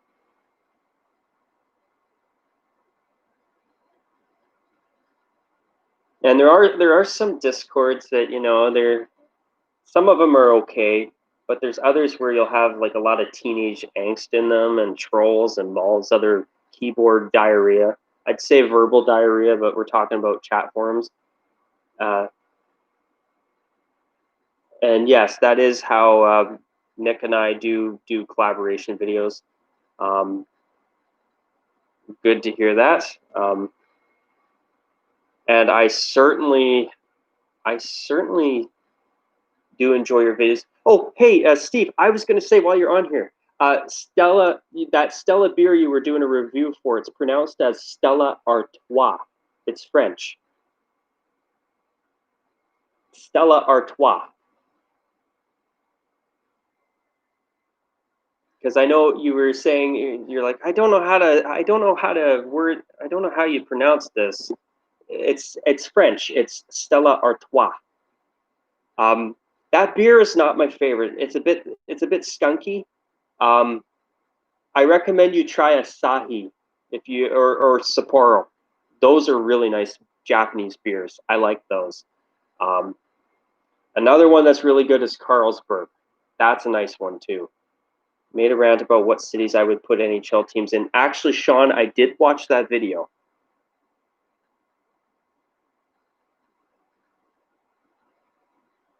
And I definitely agree with you that it's time for Quebec City to get a goddamn Nordiques team again. They deserve it.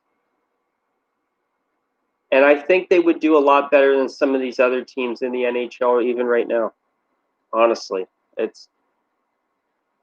mean, would I feel bad for whoever lost their team as a result? Of course. I would feel bad for the fans, but I certainly think that, it would be great if Quebec had a team. Now, as for Hartford, I actually I actually went to school with someone who told me he has family there, and he said that basically, um, there's basically no talk in Hartford about the Whalers at all. Which I don't know if that's just his family or whatever BS he was telling me. Um, but yeah, I mean, they'd have to have a new arena, and I don't think there's enough fan base, fan support for it. I don't think there's any plans for a major investment in a new arena there. And with the way the National Hockey League is structured now, I just don't see it happening, unfortunately. Oh, you okay? You did know the S in Stella Artois was silent. Hartford population is way too low. Yeah, that's unfortunate too. I mean, their uniforms are great. See, that's also why I thought it would have been nice if Seattle was able to get the name and logo and name and branding rights to the Seattle Thunderbirds, because then they could wear those Whalers mid '90s style uniforms. Coors Light is your favorite beer, Sean?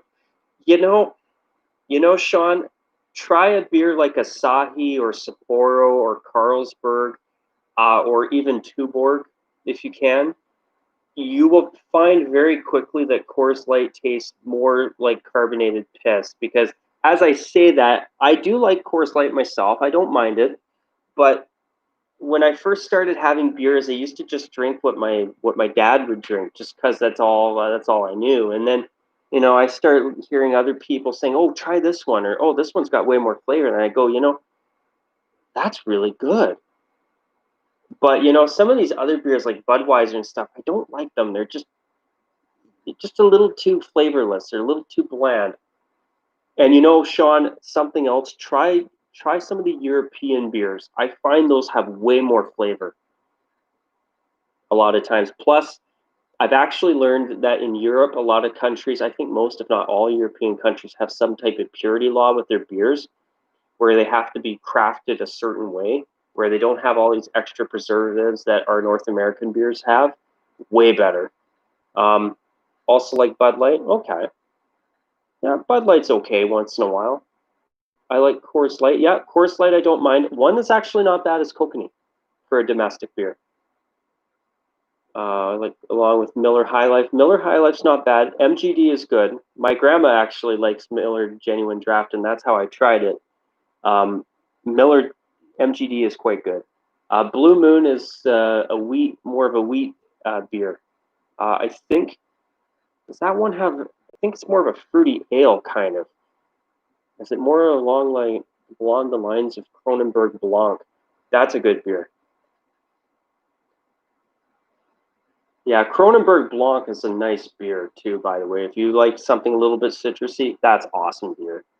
Um, I can drink beer now since I'm over 19. I've been over 19 for 7 years now, Sean. I'm starting to feel old. I'm going to be 30 in a few years. No, I don't want to be old. I want to look young for as long as possible. But yeah, if you ever get a chance, Sean, try some of the European beers if you can. Heineken's a nice beer, Steve. That's a really good beer. Uh, Bush, I've never tried Bush, but I would say that it's probably got a little.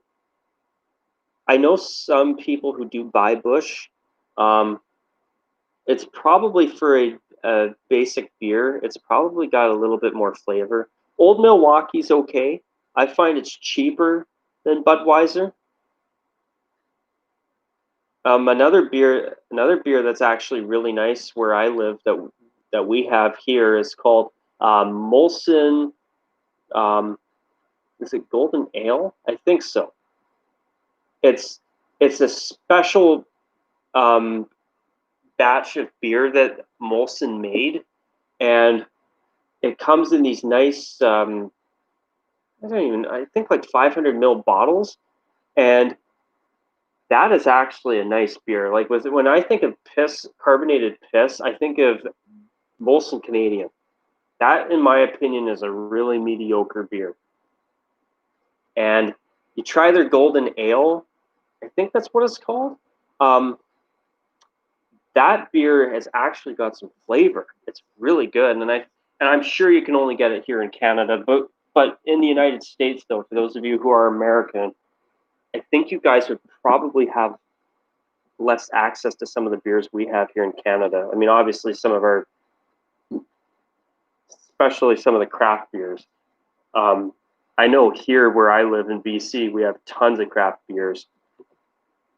Okay, so chat, cool. Hopefully there will be a cure for aging, which I heard this guy named Aubrey de Grey is trying to find a cure for. You know what it'll be, Steve? It'll be a way to slow down the aging process in our DNA, and that's going to take a long time for them to find. Because basically, from what I know and what I've seen on TV, you have to find the certain components of the genetic code in our DNA to slow down that process. And until they can find that, they won't be able to slow down the aging process the same.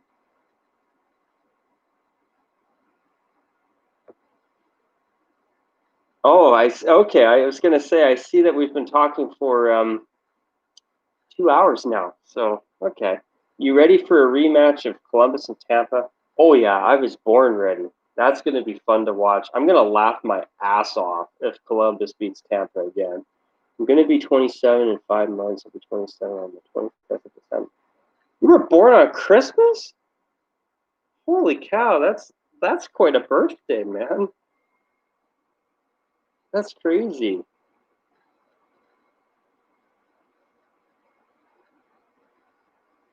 Okay. I have a cousin who was born on New Year's Eve. But Christmas?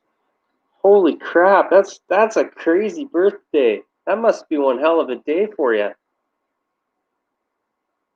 Oh my goodness. Wow. Actually, speaking of beer, I think I might have to just throw one in the fridge and get one cold. I last night I watched the old movie Conan the Barbarian with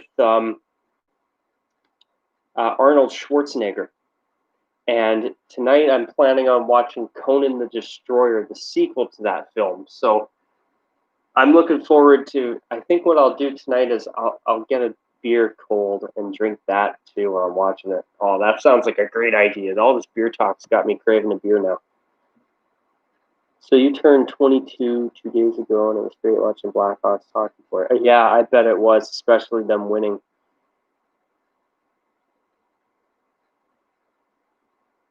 Oh wow, okay. So you were supposed to be born in '94. Okay, came in December. Oh, okay. And then you turned 24 last month. Okay. So you would have been a '94 baby like me, Sean. Okay. And then you turned 24 last month. Okay. Nice.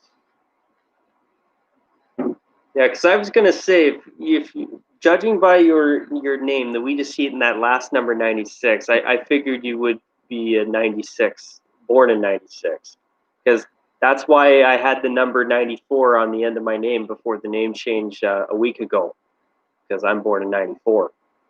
Birthday cake tastes a whole lot better beating the Oilers. I bet. No kidding. Um, tastes a whole lot better than beating the Oilers. I bet. Oh, yeah. I was actually really I see in that series I was torn because I'm of course I'm happy that Chicago won, but with Edmonton, if they did win, they would have been another Canadian team, in the playoffs. I had Labatt Max Ice, a Canadian beer, a few weeks ago. I've honestly never heard of that beer. Labatt Max Ice. Huh. That's interesting. That's interesting.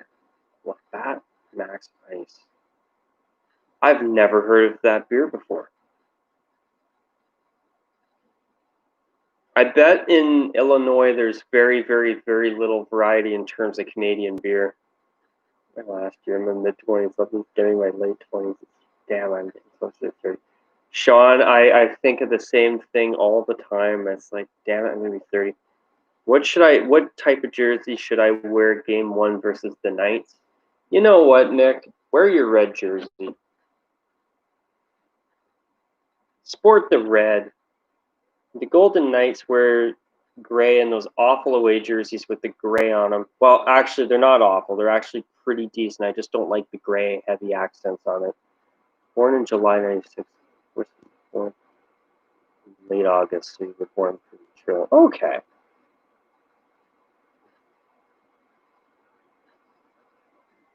So you're supposed to be late August. Okay.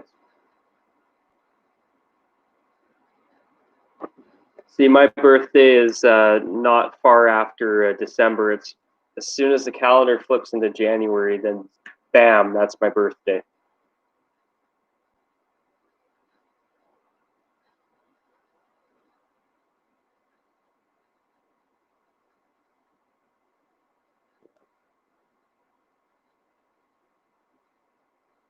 See, that's something though. When you have a birthday around Christmas, you know, when you're a kid, you get your presents for your birthday and Christmas at the same time. It's nice when you can spread it out a little bit. But what I like about having a January birthday is once you have your birthday, you notice the days get longer. That's what I like.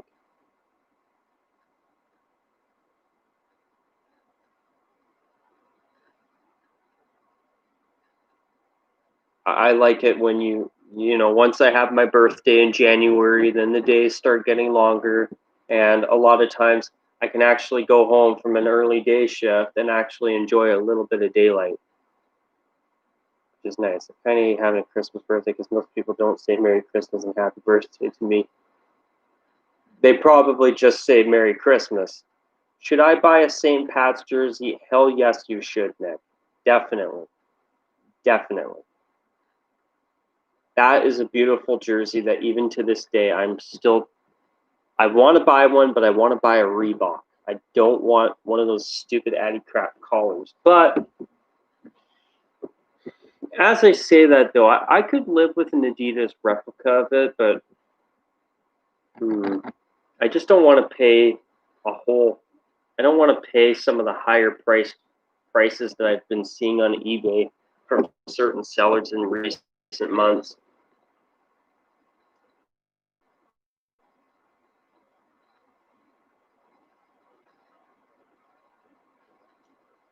Well, you guys, I was going to say I've now been talking for 2 hours, 3 minutes, and 35 seconds.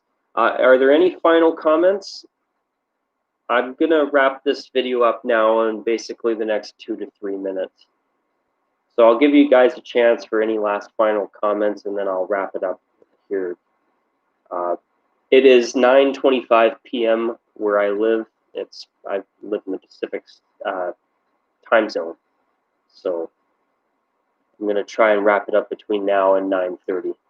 So if I got a St. Pat's, I would really want Riley because he is your favorite on that team. That would be a cool choice. That would be a cool choice. I actually would not mind a Riley or a Mitch Marner or an Austin Matthews St. Pat's jersey. That would be cool. I'd love to have a Reebok one though, just for the collar, but I could live. That is one sweater that I could live with an Addy Zero collar because it's for the awful collar design that Adidas has forced on all 31, soon to be 32 teams. That is one team where the collar is tolerable-ish, I guess. Still have to film your series preview. That's going to be a good video to watch. I'm looking forward to that, Nick. I'm not going to lie. So, you guys, after 5 years of being the Rockzilla 94, thank you for all of the opportunities I've had to get to know all of you along the way. And I look forward to moving forward as simply being Rockzilla. Way better name, more grown-up name in my opinion. And hopefully this is a start of an even better era for our channel together. So, well, your playoff beard is gone thanks to Columbus winning tonight. Aw, sorry to hear that, man. That stinks.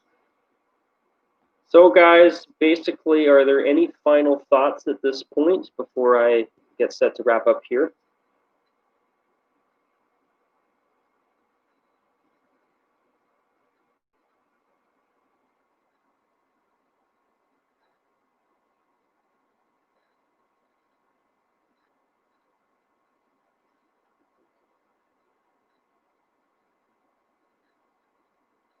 Nice. Well, you know what, Nick, if they keep going far enough, you might have longer hair and a decent beard. Mm. Well, I had a pretty long beard, but early last month I decided to get it cleaned up. My beard was getting a little bit ratty, so I'm glad I did. I'm a little worried about the COVID cases having a bit of a spike. Hopefully they'll get that under control soon. All right, so basically this is now a firmish 2-minute warning, as they would say in the NFL, which hopefully they will be able to start that on time next month. Fingers crossed on that. Sometimes my beard itches, so I shave it. Sean, something that I've heard is a really useful trick for that is add some skin moisturizer.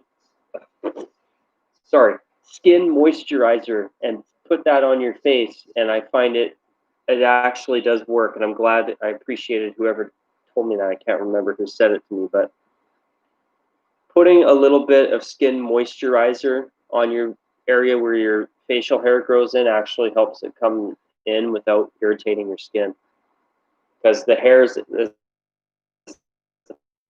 follicles perforations poke through your skin, irritates it and dries it up. That's what I've learned. And yeah, you take care too, Nick. Thank you for joining the stream. I'm glad that you did join it. Have a good one, Rock. Still, I will be watching your upcoming videos. Awesome. Right back at you, Steve. I will definitely be watching your upcoming videos as well. And by the way, I want to give you a bit of a shout out too, because anytime I see people in a store licking their fingers before touching money, I always think about that rant you did, especially now in the COVID era. I hate when people do that. It's disgusting. Totally agree with you 100%. Well, you guys take care, and it is now 9:30 p.m. Pacific Standard Time. Thank you to all of you for being a part of this stream. This is far better and far longer than I thought it would have been tonight. I couldn't be happier. It was 2 hours and 8 minutes and 30 seconds well wasted. We will make more videos as well, Sean. Glad to hear that. I did watch your NHL video earlier today, by the way.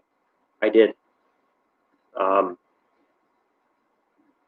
Now, it's been a pleasure being the Rockzilla 94 over the past 5 years. I hope you guys have enjoyed and continue to enjoy my videos. And for the first time as Rockzilla instead of the Rockzilla 94, a name that I do not miss at all. Finally, this will be a wrap to my very first stream now as Rockzilla. And I want to thank you guys for everything along the way over the past 5 years. And I look forward to talking to you guys all, hopefully many, many, many, many, many more times in the future as we move forward. And as I have always said throughout my videos over the past 5 years, you guys, after 5 years, as I always say, you know the line. Take care, you guys.